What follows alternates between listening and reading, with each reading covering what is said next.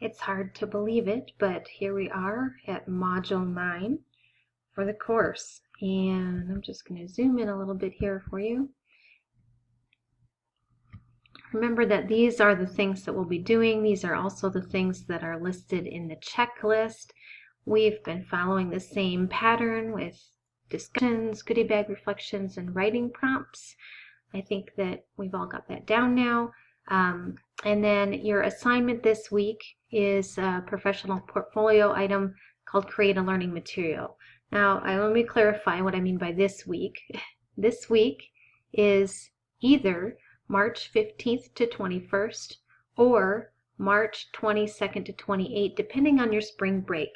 So remember that Larimer County has a spring break this week, March 15th to 21st campus. And so if your home campus is Larimer County, you can certainly be taking spring break this week. If you are at any other campus, your spring break happens next week, March 22nd to 28th.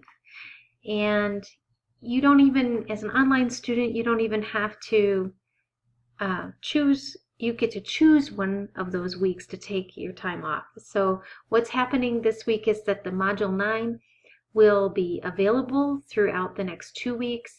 You decide which week you're going to take off for spring break. I hope that you do take off and you relax and you rejuvenate and you do whatever you need to do to sustain yourself and sustain momentum when we come back so that you can finish with a flare.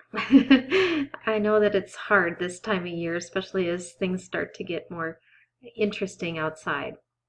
The goodie bag is ready and has a lot of interesting goodies in it this week. I'll just point out to you a few things here, and this is hard to see because I made it bigger. So you can see there are there's a little description. There's some short videos from Head Start, the Early Learning and Knowledge Center about classroom environments. There's a really great article here that I also mentioned in this screencast. Screencast is a little long, so if you know how to adjust the tempo on these YouTube videos, you can certainly feel free to speed it up or skip through some of the sections if you need to. I do have some pretty neat stuff in there, but I want you to make sure you have enough time to get what you need out of the goodie bag.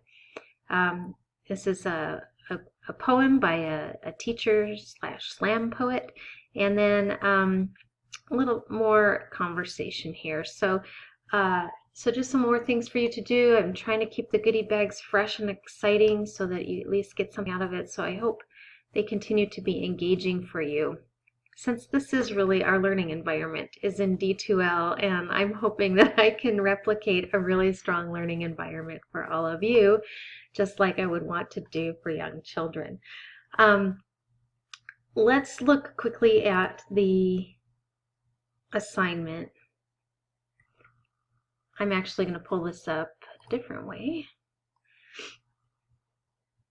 Okay, so your portfolio artifact this week is to create a learning material.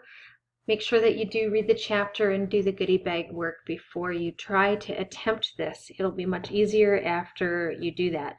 In the goodie bag, the specific items that will help you to prepare for this assignment are the materials to support learning video, the classroom environment screencast, and the article by Elizabeth Prescott.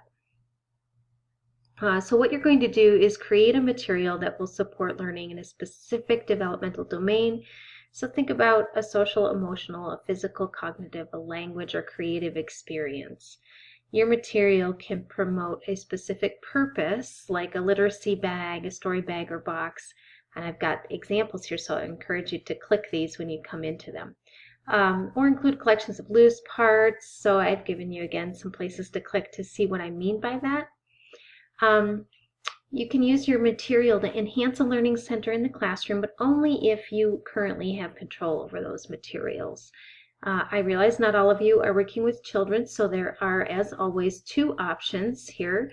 We're going to aim for materials that you're going to put together or create that encourage children to wonder, experiment, discuss, talk about stuff, to question, to explore. We're really looking for engaged learners here. So what are we going to do with the materials we provide children to engage them?